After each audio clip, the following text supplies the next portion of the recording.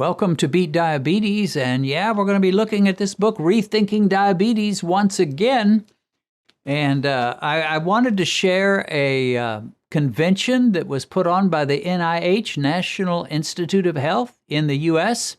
This was back in the 80s, and they decided, according to Gary Taubes, they were going to put together this conference. And they figured that they could establish a consensus among all the diabetes experts. Gary calls them the diabetologists. And a consensus about what is the right diet, the right amount of exercise, the right type of exercise that will fix diabetes or prevent diabetes or just take care of it. So they had this big conference, and they invited people to come and present evidence, present research and studies and so forth. And it turned out to be a big bust, because the evidence that was being presented did not lead to any kind of a consensus. In fact, it led to total confusion. So Robert Silverman was the guy who organized it. He was from the NIH. And he acknowledged after it was over that despite the ADA guidelines, which up until then people were starting to think that's the way we have to go, if we just follow the American Diabetes Association guidelines, that's the best we can do, and that will prevent diabetes, that will help diabetics, and so forth. He said what we thought we knew about it, the nature of a healthy diet for diabetics, was contradicted by some of the evidence that we heard in this conference. And there was even a guy that came along and provided a lot of evidence and research that showed that it was almost the opposite of what the ADA had been suggesting, which is you don't need a carb-rich diet, you need a carb-poor diet, not very many carbs and more fat. So at the end of this conference, which was really, it would be sad if it weren't so pathetic. Someone said this. Oh, it was Silverman, actually, that said it. He was the founder of the conference. He was the one that thought we can come up with a consensus and finally establish definitively what diabetics need to do to fix their problem or prevent from becoming further diabetics or more extreme diabetics. At the end of it, he said this. According to what he had been hearing by all this research and evidence that was presented. He said, high protein levels can be bad for the kidneys. High fat is bad for your heart. Now Reven, who is presenting the evidence for low carb, now Reven is saying not to eat high carbohydrates. We have to eat something. And then he added, sometimes we wish it would go away because nobody knows how to deal with it. Now, this was I think it was around 1986. We wish it would just go away. Well, that would be great if it would, but it has shown no signs of doing that. And the pathetic and the sad truth is they're still debating. There's still lots of lively debate among the so-called experts about what do you do with diabetes. And even on YouTube, in fact, especially on YouTube, there's all kinds of disagreeing opinions about the best approach, the best diet. Do you need exercise? What do you need to do in your exercise, and so forth? Now, I thought I would kind of conclude this little video with a section about something they learned from rats way back in the 40s, which is really has profound implications. So there was a guy named Kurt Richter who studied diabetes, and he used rats in his research. So he was interested in how animals, and specifically rats, change their diet depending on their current health situation. In other words, if they get sick from a certain condition, they tend to want to eat certain types of foods and leave other types of foods off. So he got the idea, okay, it seems like there's a natural instinct in rats and other animals that if they have a desperate need in their life, they'll go for the type of food that will fix them or at least prolong their health and prolong their lives. So he started doing what the other guy we had heard about a few weeks ago had done with dogs. He started doing a pancreatic, I can't say the word, but he started operating on the rats and pulling their pancreases out.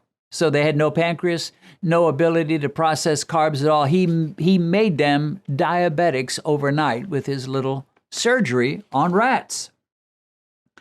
And the normal diet for these lab rats was 60% carbs, 14% fat, and then apparently the rest was protein. But when they surgically removed their pancreas and turned them into type 1 diabetic rats, Taubes reports when they were allowed, these diabetic rats now, were allowed to choose their own diet from separate containers of purified ingredients, they selected a diet of almost exclusively fat, and their symptoms vanished. Amazingly, they didn't act, look like, or in any way behave like a diabetic rat when they ate almost pure fat. And that's what they always wanted once their pancreas removed. Now, before they took the pancreas out, they would go for the other type of diet that had the higher carbs. But as soon as they had their pancreas removed, they went for the high-fat diet. And it was reported, it was not, this was Richter, the guy that ran the experiment. He said it was not possible to determine, so long as the rats remained on the self-selection diet. In other words, you allowed the little rats to eat what they wanted, and what they wanted once their pancreas was out was fat. Nothing but fat. They just always went for the fat. He says it was not possible to determine, so long as they remained on the self-selection diet, whether they actually suffered from diabetes. In other words, they just didn't act like diabetics. You could hardly tell they were diabetic, even though they had no pancreas, but they were eating pure fat. And then this Kurt Richter, who did this research and this experiment, wondered about humans. He thought, why is it that when humans become diabetics, they don't go for a pure fat diet like the rats do? And he determined that there must be something about people. We're not as keenly aware of our bodies and our needs dietarily as the rats are. But he added one thing. He said it's also likely, however, that cultural ideas in regard to the eating of pure fat may deter them, talking about people now, may deter them from eating large amounts of lard or suet or drinking great quantities of olive oil.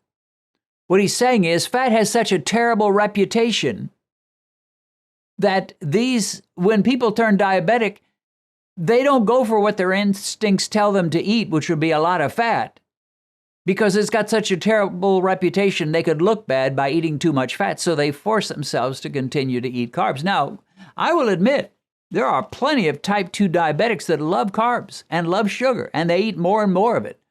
So yeah, I think he's partially right that humans don't seem to have enough sense, as much sense as rats do. The rats know they need to eat fat when they've had their pancreas removed. Humans often don't.